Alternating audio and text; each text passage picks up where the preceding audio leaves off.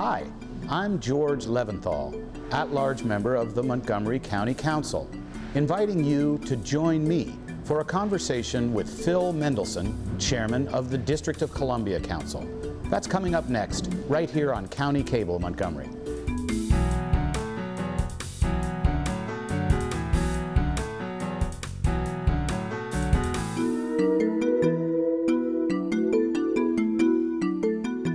For this No Boundaries, County Cable Montgomery staff set up their mobile studio at Fire Station 1 in downtown Silver Spring, a popular restaurant set in a renovated fire station. Joining the conversation today is Montgomery County Councilmember George Leventhal and the District of Columbia's Council Chairman Phil Mendelson. It was a chance for the two men to discuss issues and share perspectives. Turns out they are practically neighbors. Phil, I didn't realize that you and I lived so near to each other. I live only about a block from the District of Columbia, and you live about a block from Maryland. Correct. I moved to Tacoma, D.C., July of 2011. Excellent. Well, I'm sure we must have been at the same metro station at the same time at some point. I did see you walking down Piney Branch Road a few weeks ago. Yes, it's a good neighborhood. Yeah, it's a very nice neighborhood. I've lived in Tacoma Park since 1985, which was a year after I got out of college. I rented my first apartment and then rented my second apartment and ended up with a girlfriend who became my wife, and we bought our first house, and now we're living in our second house. So I just kept moving up but staying in the same area. I was over on Wisconsin Avenue, McLean Gardens, for about 30 years. I don't know if you know the complex. Right. So I got involved in DC issues, DC politics was through my activism at McLean Gardens. That's where you got your start? Yeah. And were you always an at-large member, or were you a district member first? I ran in 1998 citywide, and been reelected every time. We have 4-year terms. Last year, when Kwame Brown stepped down as chairman of the council, I was appointed by my colleagues and then ran in the special election last fall. Well, congratulations. I was delighted to see that you got to be chair. You've been getting really good reviews. I've been following your career. I'm also an at-large member of the county council, and I'm at the end of my 3rd term. I've been serving the entire county since 2002. And it's a lot of work. I mean, as you know, you got to try to represent everybody and balance a lot of competing interests. No matter what you do, somebody's mad at you. True. I find at-large representation enjoyable, in part because there are so many different issues. And so one experiences the city, or in your case, the county, you know, the entire jurisdiction, as opposed to colleagues who are just elected from a district, and they just focus on that. I enjoy the broader experience and the challenge of balancing competing interests sometimes. Yeah, I very much agree with that. Montgomery County has an extraordinary range of housing types and different types of communities here. We're in downtown Silver Spring now, very close to the District of Columbia, and this is one of our major urban centers. But not far from here, we have safe and quiet single-family residential neighborhoods, and then if you drive about 15 miles north, 1/3 of our county is devoted permanently to agricultural land. So we've got the urban and the suburban and the rural all here in the same county, and I represent all of it. And that's a very, very interesting mix of responsibilities. In Montgomery County, I learned the difference between dairy cattle and beef cattle. I'm always learning something new. You learn about the difference between sewer systems and septic systems. People used to tell me when I ran for local office, you know, you've got to learn all about how sewers work, and absolutely you do, and it's interesting to me, all the issues of local government. I hadn't quite thought of those issues. I don't think we have very many septic tanks in Washington, D.C. You don't have septic in Washington, D.C.? I don't think so. No. But we do have the world's largest sewage treatment plant, and we use part of. Yeah, Montgomery County uses it. So, and of course we cooperate on a range of issues. I've been very impressed with the investment that's been coming to the district, and my wife and I enjoy going out in the district, neighborhoods that we wouldn't have thought to go out in just a few years ago. You know, we had dinner a little while ago on H Street. What a great renaissance that's undergoing. It's H Street Northeast. H Street Northeast, and the Petworth neighborhood, and Columbia Heights, and the area around the baseball stadium. I mean, it's just an explosion of activity and nightlife. How has DC managed to do it? It's very impressive. I'm not sure I have an answer for you on how we've managed to do it. I think it's something that we don't appreciate fully, but I think that's true with every jurisdiction, that when there are good times, they don't appreciate sufficiently, so that when there are bad times, we haven't stocked up, saved, banked for the rainy day. I think a big part of our renaissance is the financial discipline in the government. I think also people feel good about public safety in the district. I think that's underappreciated. When people are afraid of crime, they of course talk about what a problem it is, but I don't think there's enough of an appreciation for how important public safety is. I want to say subconsciously. So people feel good about that. Our population is growing, and yet crime is continuing to go down in the district. And for some of the types of crimes going down at a rate greater than the national average. Mm-hmm. I think those things make a difference. I think there's also just a change in human psyche. That is, people are attracted to urban areas. I'm sure you're experiencing that in Montgomery County, that the urban areas are just seeing a lot of dynamic growth, because that's where people want to live. That's right. As I said, we're sitting here in downtown Silver Spring, and everywhere you look, there are new apartments and condominiums being built with access to the metro station. Yep. And there is a strong desire, especially among, I think, people in their 20s and 30s, to live near transit, not necessarily to own a car. And so in the urban part of our county, I think we're trying to catch up with what DC has been successful at, is creating exciting places to live and play and go out, and more restaurant activity, nightclub activity. We've opened the Fillmore nightclub here on Colesville Road, so we've got live music options here in Silver Spring. Obviously we've got the AFI Theater, but DC has a kind of excitement about it now. I've lived here since the 1960s, and it's just terrific. I mean, I think we're trying to replicate it and follow along. There's a task force on the nighttime economy that is going to make recommendations on issues like, should we change the ratio of food and liquor? We, as a suburban community with strict zoning, we sort of tried to contain raucous behavior. And now we're trying to encourage reasonable, fun behavior and trying to strike that correct balance. And it seems like DC is doing a good job of that.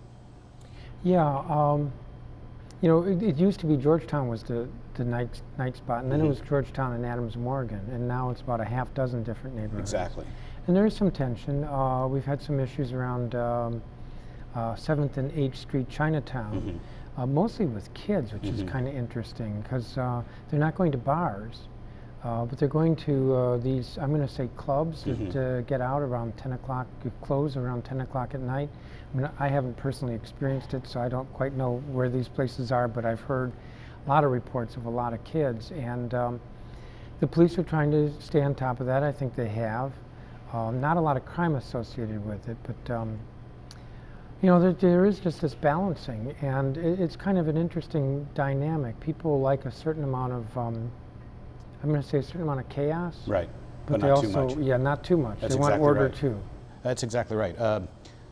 3 years ago, we had a very unfortunate incident in Silver Spring where a pedestrian was attacked and badly injured. Yeah. And as a result of, and the county made an enormous investment in downtown Silver Spring, and there was a lot of anxiety about too many young people on the street. County Executive Leggett proposed an 11 p.m. curfew, which I didn't support. I thought there were civil liberties concerns. I thought it could lead to racial profiling, and ultimately the council didn't pass it. So a couple of years back, the primary concern was too many young people on the street. Now we've got this nightlife task force trying to encourage more young people on the street. Yeah, we've been through a curfew debate a few times in the district. And we do have a very general curfew applying to juveniles. I don't remember the exact hours, but it's late. And a few years ago, before Montgomery County, there was a proposal to make the hours earlier for kids. And part of the argument was that kids are as much getting into trouble as being a victim.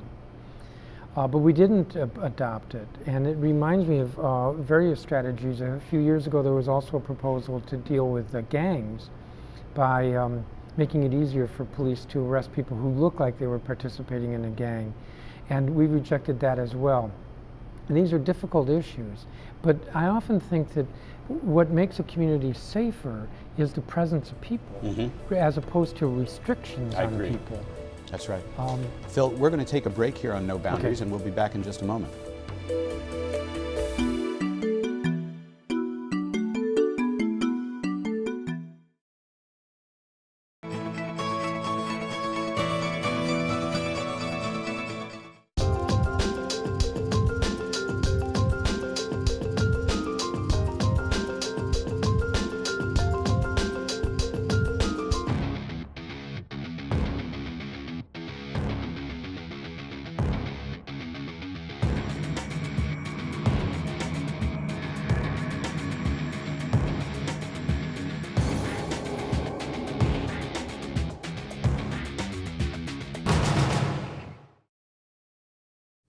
Pedestrian safety is a two-way street.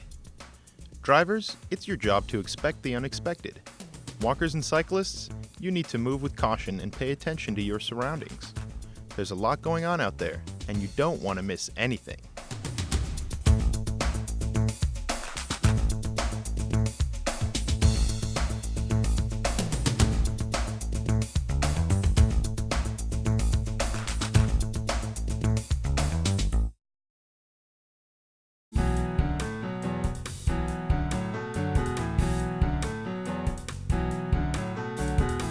As this No Boundaries continues from Fire Station 1 in downtown Silver Spring, Montgomery County Councilmember George Leventhal and D.C. Council Chair Phil Mendelson discuss finding balance in their lives.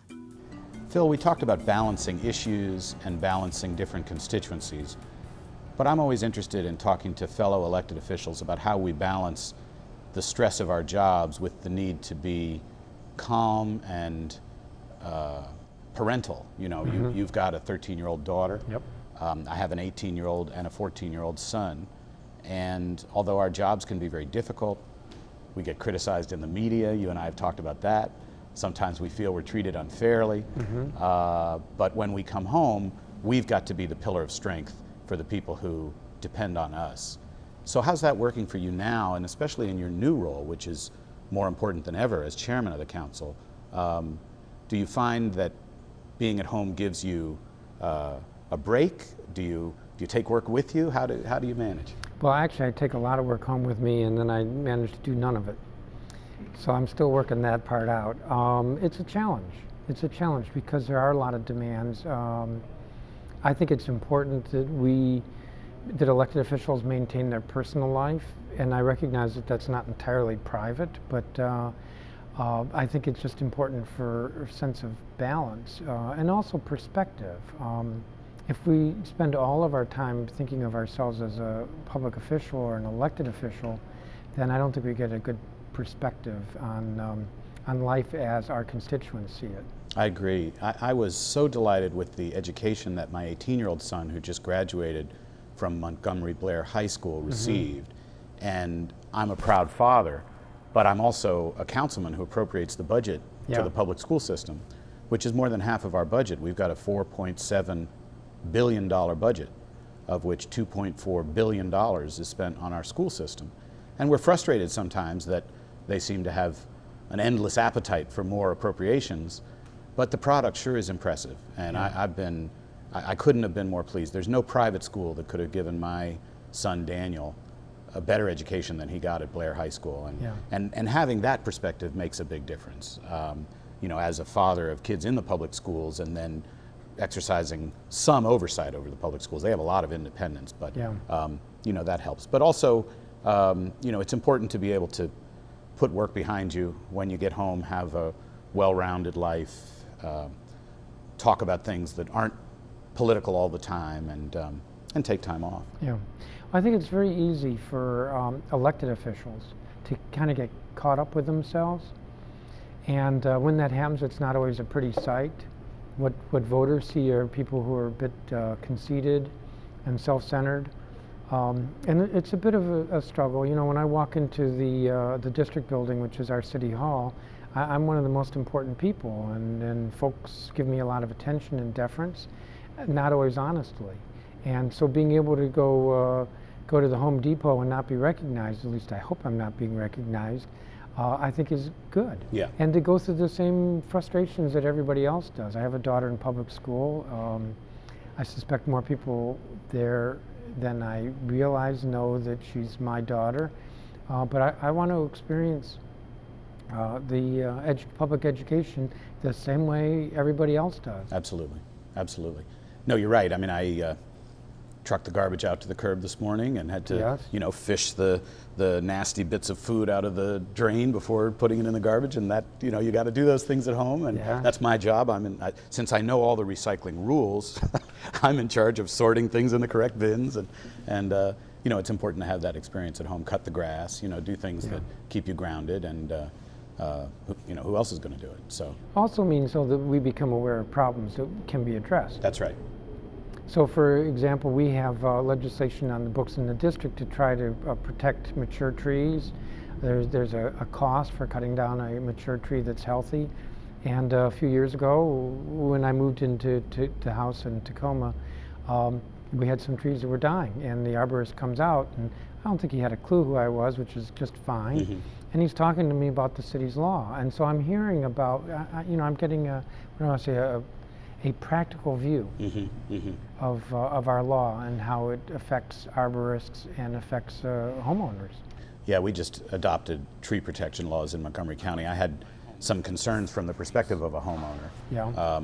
We have a beautiful tree canopy, but trees, as beautiful as they are, have a life cycle, and at some point they need to come down. They can't take themselves down, and unfortunately sometimes they topple and create hazards with damage to people and property.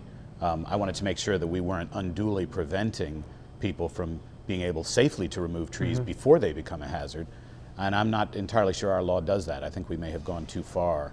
I'm concerned, in fact, that some people may love trees so much that they lose sight of the fact that trees actually need to be harvested at some point. There is a point beyond which trees shouldn't be up any longer, and the bigger and more beautiful they are, of course, we value them all the more. Correct. But the wonderful thing about trees is it's a renewable resource.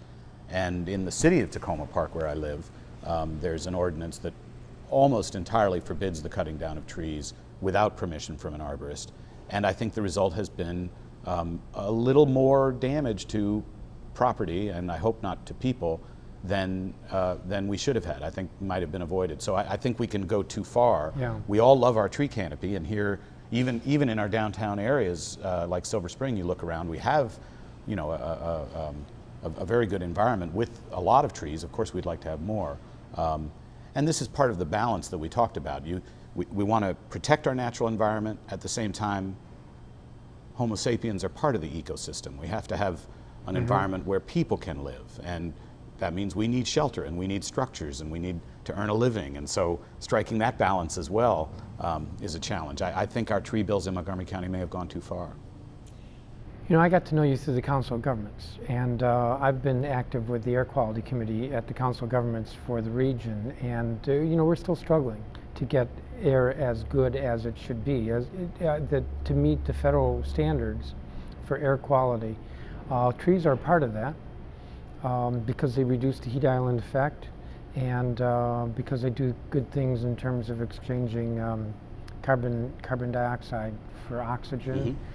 That's just a piece of it. Absolutely. And that's one of the things that the different jurisdictions, the district, Montgomery County, all of the region have to work together on to improve air quality. Absolutely.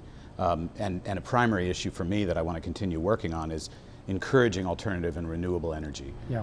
One of the very first piece of legislation I introduced at the county council has now resulted in Montgomery County getting 20% of its entire electricity portfolio from renewable sources. Yeah. And we're now considering a bill that will will eliminate the energy tax on home generated electricity like solar panels. And we need to do a whole lot more like that. I really want to keep Montgomery County in the forefront of encouraging people to think differently about how they generate their electricity, and also the transportation choices that we make in order to address the problem of climate change, which we can see is getting worse. There's no question, having grown up in this area, the weather's different, and everybody knows it. It's not the same. The weather has changed, and that's a real concern. We see the news stories now about the North Pole has melted. The world is changing, and we've got to address that at the local level as well as nationally and internationally. Yeah, I agree with you on that, and the federal government has not stepped up as much as it needs to in that regard. Montgomery County has been a leader in the region in terms of renewables, and I think that's important. The district has tried to keep pace with Montgomery County. We just passed legislation to allow solar cooperatives. So if I live in an apartment building and I want renewable energy from, let's say, solar, I can't put a solar on my landlord's roof, but we now, with this legislation, I could buy into a cooperative that has paid for solar panels, let's say, down the street. Good idea. And in that way to expand the demand for solar generated electricity.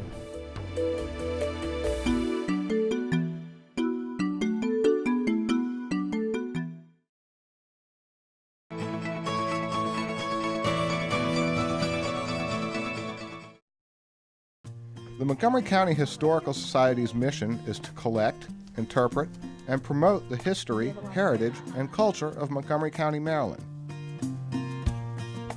Founded in 1944, the MCHS supports 2 museums, a research library, and education and outreach programs. These include tours, events, a speakers bureau, and a genealogical club, among others. More than 1,000 members and hundreds of dedicated volunteers keep it running. And the professional staff is there to help you with historical research or throw a party. The MCHS is open Wednesday through Sunday, noon to 4 p.m. Group tours are available, as well as self-guided tours during operating hours. Check out the website for more information. The Montgomery County Historical Society. Your history, our history.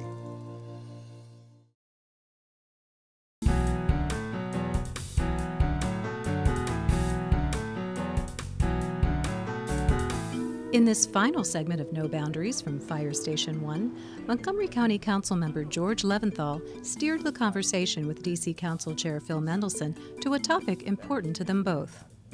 We were talking about our efforts to ensure a clean and healthy environment for the district and for Montgomery County, and of course that connects directly with both of our work on public health.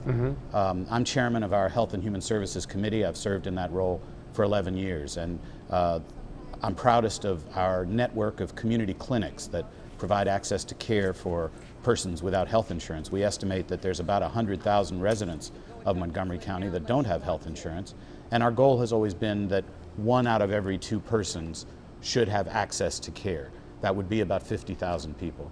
This year I'm proud to say we're going to serve 30,000 people in our Montgomery Cares clinics. And as federal health reform comes online next year, Montgomery County is actually taking the lead in establishing the health exchanges called for under that law for both Montgomery and Prince George's County. Montgomery County was awarded that contract by our State Department of Health and Mental Hygiene. Counties. So Montgomery County will coordinate the health exchanges for both Montgomery and Prince George's County. So we're really, very much on the front lines of this issue of access to care for those without insurance. And along with that are the issues of wellness. The best way to bend the cost curve in healthcare is to have a healthy public so that people draw down benefits less, have a lower utilization rate. And so to that end, like you, I've been very active in smoking cessation issues. We banned smoking in bars and restaurants. We just recently banned smoking in all county spaces, so even county employees can't stand outside the building and smoke. We've embarked upon a wellness initiative in county government where we're trying to really persuade employees to be aware of their fitness, walk instead of taking the elevator, monitor their diet and nutrition, and just have a culture of wellness throughout, in the hope that that will not only show employees that we care about them, but bring down the cost to taxpayers of the health insurance. So these are a lot of initiatives that local government can make a big difference. I got to know you in part because your work with menu labeling. That's correct. I had legislation year after year which finally got preempted by the the Federal Health Care Affordability Act. I think that the ability of consumers to know what they're eating in terms of calories, fat content, and so forth is important, as well as public education so that people understand why they need to pay attention. Last week I visited the district's morgue. I used to chair the Public Safety Committee, and so I still have an interest in how the different public safety agencies are working.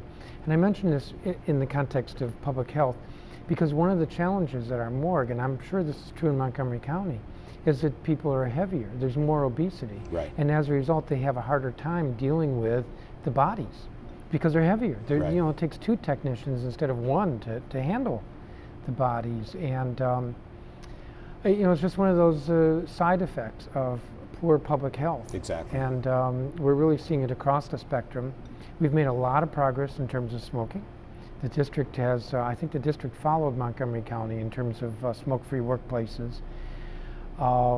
There's greater awareness in terms of alcoholism. You know, we're struggling with substance abuse, which is a public health problem. Absolutely. In fact, one of the issues that we're dealing with now, there was just a bill introduced to decriminalize marijuana. Right. I don't know if that will pass, but when I was over at the morgue, I was talking with the chief toxicologist about the increase in use of synthetic marijuana. Yes. Which different jurisdictions are racing to try to keep up with in terms of making it illegal. Yes, we've had a problem here as well. And it's a public health problem, not just because of the issue wherever one might be on it, how we treat people who are getting high all the time, but there are no controls, no quality controls around synthetic. The dosage is very uncertain, and the effects are really not well known. Correct, including organ damage. That's right. That's right. But you know, and I got into that because it's a public health issue in terms of people who are injuring themselves, destroying. I think there's some evidence of kidney damage. Yes. I think there's some evidence of damage to the brain. Some of this is unclear. There's not good research on it, but that's a public health problem as well as smoking, as well as obesity. And the great challenge here is, you know, for young people who aren't as aware of their own mortality, young people can make unwise decisions, and that's true across the board. To measure the effect of our restaurant menu labeling initiative, the University of Maryland Extension Service just completed a survey where about 170 consumers at fast food restaurants covered by the law were asked whether having calories on the menu was affecting the consumer choices they were making. And about a third of them said yes. So about a third of the people in the survey were using the information on the menu to make wiser and healthier choices when they were eating out. Could be better, but I think that's significant, a third. But unfortunately what we found was that for people age 18 to 24, none of them were using the information. So the whole question of their own you know, thinking for the long term and planning for the future, which is also the market for these synthetic marijuana products and other public health risks, it's really a question of educating young people and communicating with young people about avoiding risky behavior and thinking about the future. You know, as we were talking earlier, as a father, you know, you try to convey to young people what it means to make wise choices. Of course, they also have to discover for themselves. They have to live and learn. True, but you know, one of the things that they say about parenting is how we model ourselves for our children. That's correct. And also that there are things that we say as a parent that our child may completely appear to be completely ignoring or not hearing, and yet they are listening. That's right. And so it may not show up right away, but you know, some of this is about long-term strategies. If we never talk about the harmful effects of smoking or the harmful effects of overeating, then there isn't the conversation. And if there is the conversation, so I don't want to say it's fine that a young adult is not being as healthy as he or she should be, but maybe they're listening and they figure it out in a few years, and that's a good thing. Well, Phil, I know you're a role model to your daughter, and as I say, it's a struggle. I've followed your career, and I think you're a role model for politicians in the district and throughout the region. I wish you great success in the future. I think the district's very fortunate to have you in office. And I've really enjoyed this conversation. I wish we had more time. Yes, well, thank you.